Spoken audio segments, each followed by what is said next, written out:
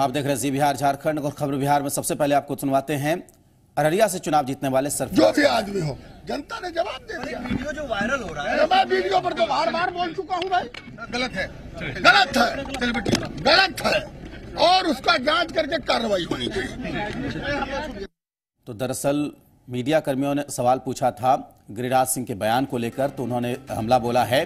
केंद्रीय मंत्री गिरिराज सिंह के विवादित बयान पर सरफराज आलम ने पलटवार किया है। अररिया को लेकर केंद्रीय मंत्री गिरिराज सिंह ने बयान दिया था, जिस पर तमाम प्रतिक्रियाएं भी सामने आई। गिरिराज सिंह ने कहा था, चुनाव के दरमियान भी कहा था, चुनाव के बाद भी कहा, आज भी कहा कि जो नई परंपरा की शुरुआत की है आरजेडी ने चुनाव जीतने के लिए, उससे कट्टरता बढ़ेगी जो देश और राज्य के लिए खतरनाक है। इस बयान की कड़ी प्रतिक्रिया देखने को मिली थी विपक्षी नेताओं की तरफ से। अब सरफराज ने भी पलटवार किया है। अररिया से लोकसभा चुनाव जीता है, उन्होंने उपचुनाव में विजेता बने हैं, उन्होंने पलटवार किया है। और हम आपको बता दें कि जेडीयू ने भी कहा था कि किसी ने कोई बयान दिया है वो अलग बात है, लेकिन बिहार में कानून का राज है, अररिया में कानून का राज है। सुनिए गिरिराज सिंह ने क्या कुछ कहा था। जो अररिया की जीत हुई है, एक नई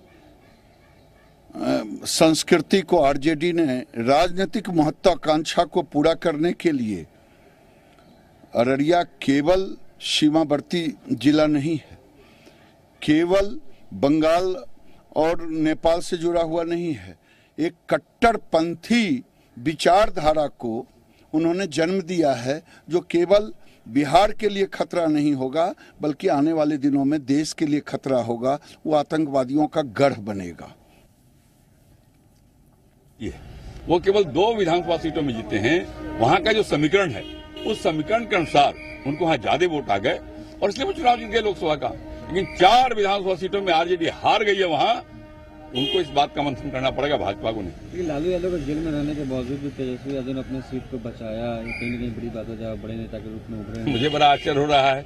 नरपतगंज उनकी सिटिंग सीट थी, अररिया पार्लियामेंट के अंदर नरपतगंज उनकी सिटिंग सीट थी, वहां वो चुनाव हार गए। इस लोकसभा चुनाव में भाजपा वहां जीत गई, तो मंथन उनको करना चाहिए। भाजपा लोकसभा सीट दोनों यूपी में हारे, तो बखलाए हुए हैं, बखलाए नहीं, कुल बोल रहे हैं बिहार के जनता, अररिया के जनता सबक सिखाया है, यही से सुधरा बीजेपी।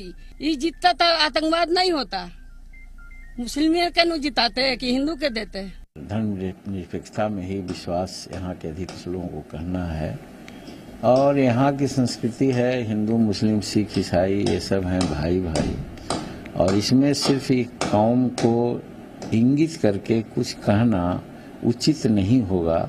चुनाव होने के बाद चर्चा समाप्त होती है, लेकिन हाँ राजनीति में प्रवेश कर गए हैं, लेकिन उनकी छवि कहीं न कहीं अपराधी, उग्रवादी या आतंकवादियों के साथ संलिप्त रहता है, तो उस पर एक बार चिंतन जरूरी है, उस पर पूरी तरह से जांच होनी चाहिए। देश तोड़क है और सांप्रदायिक है, इसलिए मैं मांग करता हूं कि उनकी गिरफ्तारी शीघ्र हो, देश में अमन चैन कायम रखना। उनका बयान हो सकता है, बिहार में है कानून का राज, हम किसी को फंसाते हैं न बचाते हैं। चुनाव परिणाम के राजनीतिक विश्लेषण के पक्षधर हैं।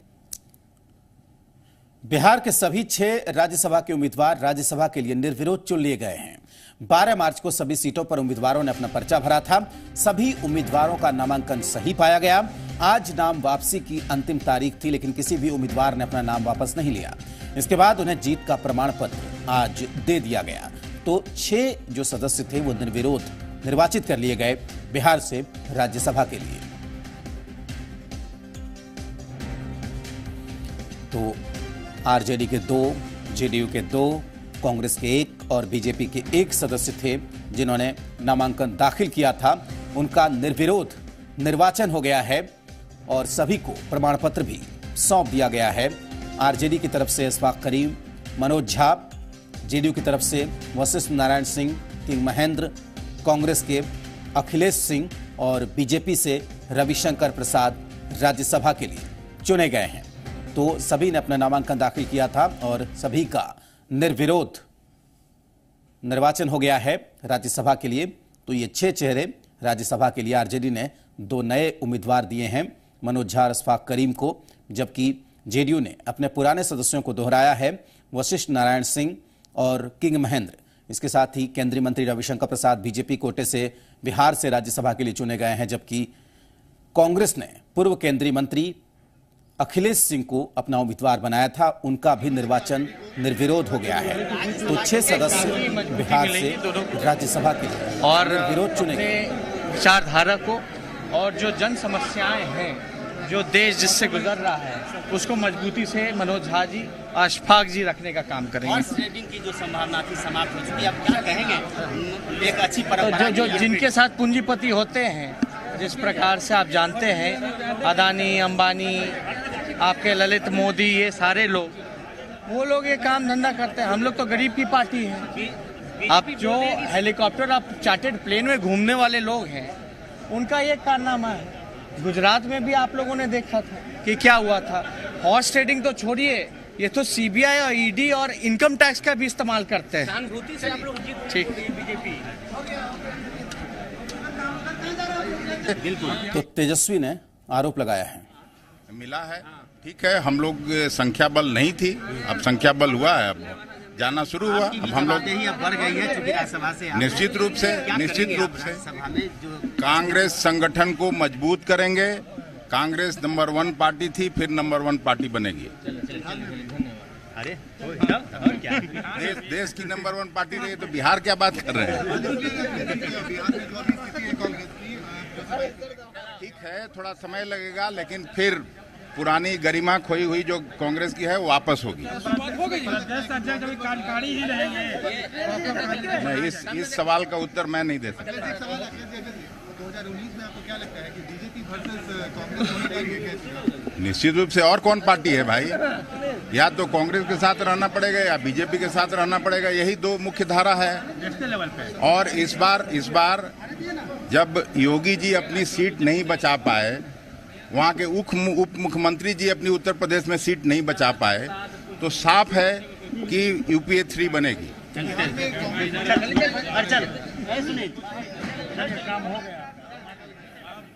चलो,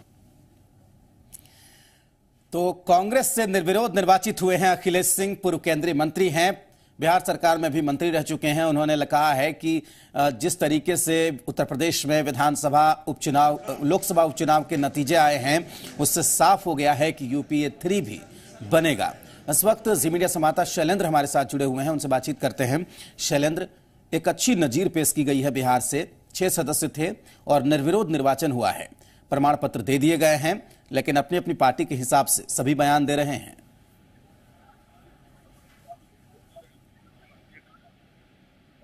शैलेंद्र, आप तक हमारी आवाज पहुंच रही है? लगता है उनसे संपर्क नहीं हो पा रहा है, बातचीत करने की कोशिश करेंगे। लेकिन इस वक्त तस्वीरें आप देख सकते हैं कि किस तरीके से जो 6 उम्मीदवार थे राज्यसभा के, उनका निर्विरोध निर्वाचन हो गया है। जनता दल यूनाइटेड से 2, राष्ट्रीय जनता दल से 2, बीजेपी से 1 और कांग्रेस से 1 राज्यसभा के सदस्य निर्विरोध निर्वाचित हुए हैं। तो आप देख सकते हैं इन तस्वीरों में प्रमाण पत्र सबको सौंपे गए। इस मौके पर तमाम जो सदस्य थे वो वहां पर मौजूद थे। आरजेडी से मनोज झा, अशफाक करीम और बीजेपी से रविशंकर प्रसाद, जेडीयू से किंग महेंद्र और वशिष्ठ नारायण सिंह, इसके साथ ही कांग्रेस से अखिलेश सिंह ने राज्यसभा के लिए निर्विरोध निर्वाचित हुए।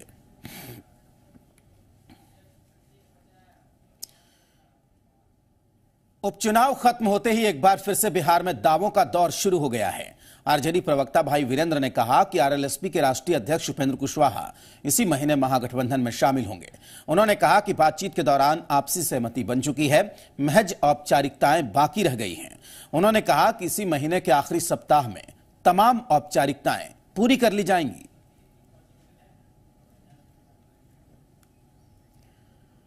हालांकि भाई वीरेंद्र के बयान के बाद एनडीए के नेताओं ने जोरदार पलटवार किया। उपेंद्र कुशवाहा जी नेता हैं और केंद्र में मंत्री भी हैं और एनडीए में वो सब कुछ उनका ठीक ठाक नहीं चल रहा है और उनसे बात हो गई है। जैसे माजुसी जी के बारे में मैंने कहा था और 2 दिन के बाद एनडीए में शामिल हो गए, ये महागठबंधन में शामिल हुए थे। तो उपेंद्र कुशवाहा जी से भी बात हो गई है, शीघ्र इस महीने में आ जाना चाहिए। इस महीने में अभी 15 दिन बाकी है। रालोसपा एनडीए का अंग है, केंद्र सरकार में माननीय मंत्री हैं। अब वो कहां से सूचना ग्रहण करते हैं वो जाने, लेकिन आज की तिथि में और हमारी समझ से एनडीए एकजुट है इस सवाल पर, और इन चुनौतियों का सामना करने के लिए भी एनडीए एकजुट है। ये सब देखिए हवा में बात चलती रहती है। उपेंद्र कुशवाहा जी ने बयान खुद दिया है और उनके बयान देने के बाद इन अटकलों का कोई कारण नहीं। मांझी का जाना भी कहीं ना कहीं एक बड़ा ये कारण। भभुआ कैसे जीत गए? भभुआ में जो हमारा मार्जिन बढ़ गया, बड़ी मार्जिन से हम चुनाव जीत गया, कैसे जीत गए? देखिए कुछ नहीं है, ये लोग मुगालते में हैं। और मैंने कहा सहानुभूति वोट का बड़ा महत्व रहा है। सहानुभूति वोट के बाद भी 4 विधानसभा सीटों में अररिया में भाजपा का जीतना, उनको इस बात का चिंतन करना चाहिए भाजपा को। उपेंद्र कुशवाहा जी हमेशा से जो है नीतीश कुमार जी से जो है अलग रहने का काम किया, उनको बेइज्जत करने का काम किया, राज्यसभा से उनको हटाने का काम किया गया, उनको राजगीर के महासम्मेलन में जो है मंच पर से जो है उतारने का काम किया गया। ये सब दिन तो उनको याद है, इसलिए समय पर और इसी माह में हो सकता है कि जो है वहां से हटने का काम करेंगे। ये भी आपको मालूम है। कहने में कोई भी कुछ कह सकता है, कहने में थोड़ी कुछ है, लेकिन एनडीए में जो एनडीए एकजुट है और जहां तक रालोसपा की बात है वो भी साथ में अभी राज्य गठबंधन के है। खबर कटिहार से मिल रही है। केंद्रीय राज्य मंत्री उपेंद्र कुशवाहा का बयान सामने आया है। उन्होंने सिरे से खारिज किया है भाई वीरेंद्र के दावे को। उन्होंने कहा है कि मेरे बदले दूसरे के पेट में दर्द हो रहा है, एनडीए में मैं बिल्कुल सहज हूं। उपेंद्र कुशवाहा ने कहा है कि भाई वीरेंद्र के बोलने का कोई मतलब नहीं है। आरजेडी नेता भाई वीरेंद्र बड़बोले हैं।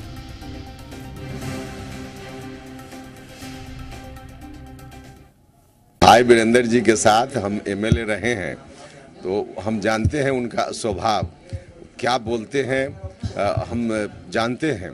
तो उनकी बात का कोई मतलब नहीं है, कब क्या बोलेंगे वैसे ही बोलते रहते हैं। अगर कोई दर्द होगा तो हमको पहले महसूस होगा, तो हमको तो कुछ महसूस ही नहीं हो रही। हम तो बिल्कुल कंफर्टेबल हैं और दूसरे लोगों को परेशानी हो रही है। सिवान में बीडीओ के साथ मारपीट करने के मामले को लेकर लखीसराय जिले के 6 प्रखंड के बीडीओ अनिश्चितकालीन हड़ताल पर चले गए। आंदोलन कर रहे बीडीओ ने मारपीट करने वाले आरोपी की गिरफ्तारी की मांग की और गिरफ्तारी नहीं होने तक सभी प्रखंड में कामकाज बाधित रखने का ऐलान किया। इस मामले को लेकर बीडीओ का एक प्रतिनिधिमंडल जिले के उप विकास आयुक्त विनय कुमार मंडल से मिलकर ज्ञापन भी सौंपने पहुंचा।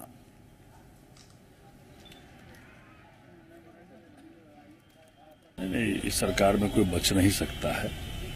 अगर कुछ भी होगा, जो भी इसमें जो है संलिप्त होंगे उनको किसी को भी बख्शा नहीं जाएगा। और जो ग्रामीण विकास विभाग है उसको इस मामले को देख रही है और किसी हालत में भी जो भी दोषी होगा कोई उसको किसी हालत में भी बख्शा नहीं जाएगा। लेकिन अब तक तो कुछ हुआ नहीं। नहीं, हो रहा है और नगर विकास विभाग इस मामले को देख रहा है, उन्हीं के विभाग का मामला, और किसी हालत में भी कोई भी हो वो बख्शा नहीं जाएगा। उसके पास बोलने के लिए तो कोई मुद्दा ही नहीं है। क्या उनके शासनकाल में कभी हड़ताल नहीं होते थे?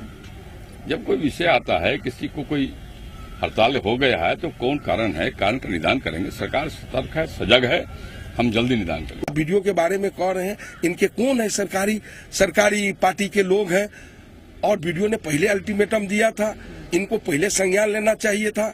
सरकार फेल है, सरकार सब मामले पर विफल है।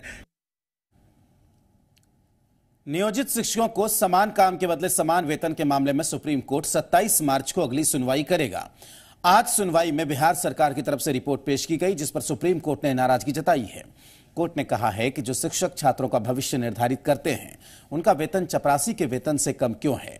कोर्ट में 27 को ही इस बात पर भी सुनवाई होगी कि शिक्षकों को 52,000 करोड़ रुपए का एरियर कहां से और कैसे दिया जाएगा। कोर्ट ने यह भी कहा कि केंद्र सरकार और राज्य सरकार दोनों मिलकर यह सुनिश्चित करें कि शिक्षकों की हालत में सुधार कैसे हो। सरकार नियोजित शिक्षकों को 20% की दर से वेतन वृद्धि देने के पक्ष में है। इस पर फौरी तौर पर तकरीबन 2088 करोड़ रुपए का अतिरिक्त खर्च आएगा। आपको बता दें कि 3,19,000 नियोजित शिक्षकों पर अब 27 मार्च को सुनवाई होगी। सुप्रीम कोर्ट ने कहा है केंद्र और राज्य सरकार मिलकर विचार करे। शिक्षक समान काम के बदले समान वेतन की मांग कर रहे हैं और इसको लेकर जो रिपोर्ट बनाई गई थी उस रिपोर्ट से सुप्रीम कोर्ट संतुष्ट नहीं है। रिपोर्ट में बिहार सरकार ने कहा कि नियोजित शिक्षकों के वेतन में 20% बढ़ोतरी हो। 20% बढ़ोतरी के लिए शिक्षकों को एक परीक्षा देनी होगी। पहली परीक्षा सितंबर 2018 में होगी। इसके बाद 2 मौके और मिलेंगे। किसी बीएसएससी या फिर किसी और चयन आयोग से यह परीक्षा होगी। अगर समान वेतनमान को लागू किया जाएगा तो 52,000 करोड़ का बोझ पड़ेगा, जिसे उठाना संभव नहीं है। बिहार सरकार ने साफ कहा बिहार सरकार ने कहा कि केंद्र की भी बड़ी हिस्सेदारी होगी वेतन में। इसके साथ ही अगर सभी शिक्षक परीक्षा पास करते हैं तो 2080 करोड़ का अतिरिक्त बोझ पड़ेगा। प्रशिक्षित प्राथमिक शिक्षक को भी 18,510 रुपए मिलता है, जबकि परीक्षा पास करने पर तकरीबन 22,200 रुपए मिलेंगे।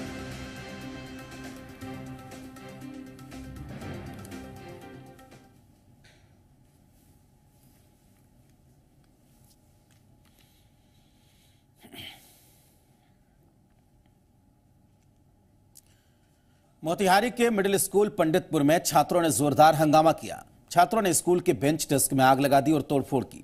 छात्रवृत्ति, पोशाक और पढ़ाई नहीं होने से छात्र नाराज हैं। मौके पर प्रशासनिक अधिकारी पहुंचे और उन्हें समझाने की उन्होंने कोशिश की है। इस तस्वीर को देखिए और समझिए कि जिन छात्रों को पढ़ना चाहिए, अपने भविष्य बनाना चाहिए, आखिर वो क्यों इस तरह का विरोध प्रदर्शन करने के लिए मजबूर है।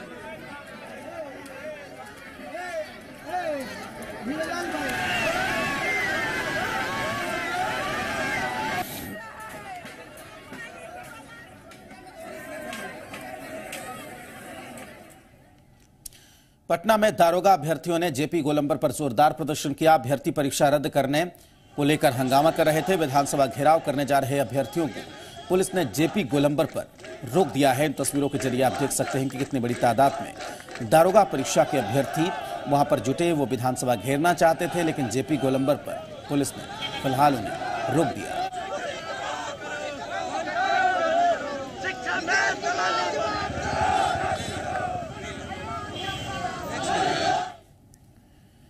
बिहार में शराबबंदी के बाद शराब माफियाओं के खिलाफ अभियान जारी है। पटना जिले के दौलतपुर गांव में शराब की फैक्ट्री का भंडाफोड़ हुआ। पुलिस ने शराब बनाते हुए 3 लोगों को गिरफ्तार किया। शराब माफियाओं के खिलाफ एक्शन।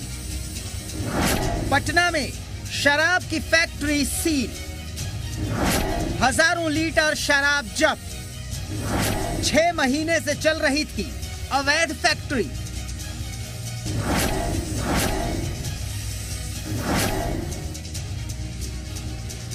बिहार में शराब पीना पिलाना दोनों गैर कानूनी, और इतने सख्त कानून के बावजूद शराब माफिया चोरी छिपे शराब बना रहे हैं। पटना जिले के बिहटा प्रखंड के दौलतपुर गांव में बीते 6 महीने से शराब निर्माण का धंधा जारी था। शराब बंद कर दिया है सरकार, इसके बाद भी शराब बना रहे थे। कौन बनवा रहा था? बना रहे थे। क्या है कारण? काम धंधा नहीं मिल रहा। काहे बना रहे शराब? सरकार रोक लगा दिया, क्या बना है? कौन बनवाता है? नाम बताओ, नाम बताओ बना। अवैध शराब निर्माण की सूचना के बाद पहुंची पुलिस शराब की फैक्ट्री देखकर दंग रह गई। फैक्ट्री में 5000 लीटर कच्चा शराब और 1000 लीटर तैयार शराब रखी गई थी, जो आसपास के इलाकों में सप्लाई होने वाली थी। पुलिस ने शराब के धंधे में शामिल 3 लोगों को गिरफ्तार किया है। पुलिस का दावा है कि शराब कारोबार में शामिल कोई शख्स नहीं बख्शा जाएगा। 1000 लीटर करीब शराब महुआ शराब बरामद हुआ है और 5000 कच्चा महुआ का मैंने शराब बनाने का मटेरियल बर्बाद किया गया। अब आगे इसमें तैयारी है कि जितना लोग बना रहा था वहाँ सबको चिन्हित कर लिया गया है, सबको गिरफ्तार किया जाएगा और आगे लगातार वहाँ छापेमारी की जाएगी। राज्य में कड़े शराबबंदी कानून के बाद चोरी छिपे चल रहा शराब का गोरख धंधा सवाल खड़े करता है। इश्तियाक, जी मीडिया, दानापुर। पटना सिटी के मेहदीगंज थाना इलाके के नवनीत नगर कॉलोनी में एक मकान से महिला का शव मिलने के बाद सनसनी फैल गई। मृत महिला की पहचान नहीं हो पाई है। जानकारी के बाद मौके पर पहुंची पुलिस ने शव को कब्जे में लेकर पोस्टमार्टम के लिए भेज दिया। पुलिस ने हत्या की आशंका जताते हुए मामले की छानबीन शुरू कर दी। यहीं पे ले लेते हैं, यहीं पे ले लेते।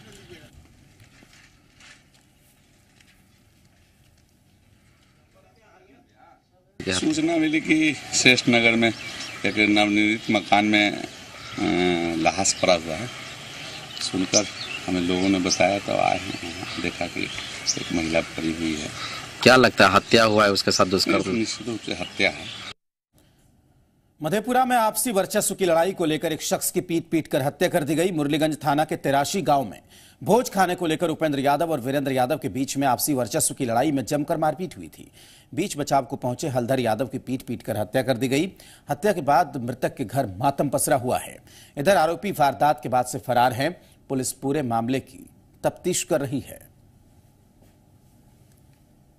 कहीं पर लालू यादव के यहाँ भोज की व्यवस्था हो रही थी, तो भोज की व्यवस्था हो रही थी तो उसमें उपेंद्र यादव वीरेंद्र यादव के घर पर जाकर बोला कि तू खाएगा तो हम नहीं खाएंगे। इतने पर वीरेंद्र यादव की पत्नी बोले कि हमको भोज से काहे वंचित करा था करी छोला, है ना। इसी पर उपेंद्र यादव वगैरह मिलकर गाली गलौज करने लगा और आंगन में से वीरेंद्र जी को हलधर जी को खसीटते हुए मारते काटते बाहर निकाला। सहरसा के रिफ्यूजी चौक पर एक मोबाइल दुकान में अज्ञात चोरों ने दुकान के पीछे का दरवाजा तोड़कर दुकान में रखे नकदी समेत लाखों के सामान की चोरी कर ली। घटना से नाराज व्यवसायियों ने रिफ्यूजी चौक पर जाम लगाकर यातायात को बाधित किया। नाराज लोगों ने पुलिस प्रशासन के खिलाफ प्रदर्शन करते हुए जमकर नारेबाजी की। घटना के संबंध में पीड़ित दुकानदार ने बताया कि सुबह जब दुकान खोली तो पीछे का दरवाजा टूटा हुआ था और दुकान से चोरों ने तकरीबन 25,000 नकदी समेत 2 कंप्यूटर, 30 मोबाइल, एक इन्वर्टर और मेमोरी कार्ड गायब कर दिए। चोरों ने तकरीबन 2 लाख रुपए के सामान की चोरी कर ली। ये 1 महीना में लगातार ये छठी रिफ्यूजी कॉलोनी चौक पे यह चोरी की घटना है। यहाँ सामने मोबाइल दुकान में 2 से 2.5 लाख के रुपए की मोबाइल की चोरी कर ली गई है। इससे पहले भी यहाँ की किराना दुकान में, पान दुकान में, कई चप्पल की दुकान में चोरी होते आ रहा है, लेकिन बार बार पुलिस प्रशासन के द्वारा आश्वासन की सिवाय कुछ नहीं मिल रहा है। मोबाइल दुकान पर रात में चोरी हुई है रिफ्यूजी चौक रास्ता में। तो उसी चोरी को लेकर के जो स्थानीय लोग हैं, लोगों का आरोप है कि यहाँ पर बराबर चोरी की घटना होती है। सर, यहाँ एक पुलिस से चौकी की मांग कर रहे हैं। जो भी सक्षम पदाधिकारी हैं उसके पास आवेदन दिया है इन लोगों के द्वारा। यदि मेरे पास दिया जाता है तो उसके लिए हम चर्चा की जाएगी। नवादा जिले के काशीचक थाना इलाके के लीला बिघा गांव में छेड़खानी का विरोध करना 2 शख्स को महंगा पड़ गया। दबंगों ने विरोध करने पर दोनों शख्स को गोली मार दी। इससे दोनों व्यक्ति गंभीर रूप से घायल हो गए, जिन्हें स्थानीय लोगों ने इलाज के लिए अस्पताल में भर्ती कराया।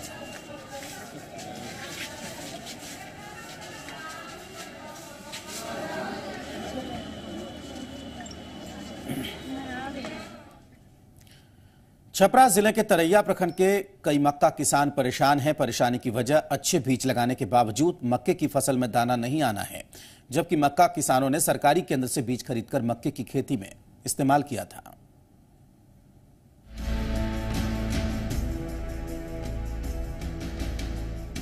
छपरा जिले के तरैया प्रखंड के मक्का किसानों के चेहरे पर मायूसी साफ झलक रही है। मायूसी की वजह जी तोड़ मेहनत के बाद भी बेहतर फसल का न होना है। किसानों का कहना है कि उन्होंने सरकारी केंद्र से मक्के की बीज खरीदे थे, लेकिन मक्के की पेड़ में दाना ही नहीं आया। हाँ, सरकार की तरफ से है, नहीं तो दुकानों में रिटेलर में आती है, तो वहीं से हम लोग लाते हैं। और वो सरकार और ये अब की तो मैंने सरकार से वो जो मिलती है ना बीजे दुकानों में, सरकार की तरफ से वही बीज लेकर लगाए हैं। इसका हरजाना भी नहीं मिलेगा, अभी क्या होगा पता नहीं। ये कर्जा गुआम काट के आई फसल बोल सब कौन जे चोर हो गल बा फसल में, जे सब मकई ठोरे रह गल, इतना बढ़िया बिया सुंदर देखे में, फसल सुंदर देखे में हमके खुशी आया है। लाए बेरा खाली पतिये पड़ गल खेत, कर्जा गुआम काट के गरीब आदमी हमके लगैले बानी। अब हमने के दी, हमने की कोई दी। वहीं इस मामले पर कृषि अधिकारी ने इसके लिए मौसम में बदलाव को जिम्मेदार ठहराया, साथ ही फसल की जांच की बात भी कही।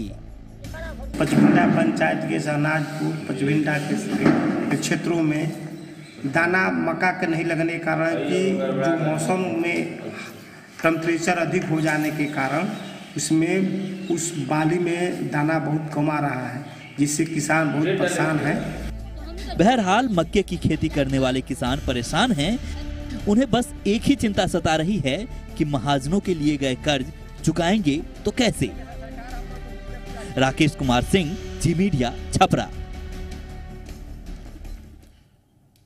इसी के साथ इस बुलेटिन में फिलहाल इतना ही। आप देखते रहिए जी बिहार झारखंड। नमस्कार।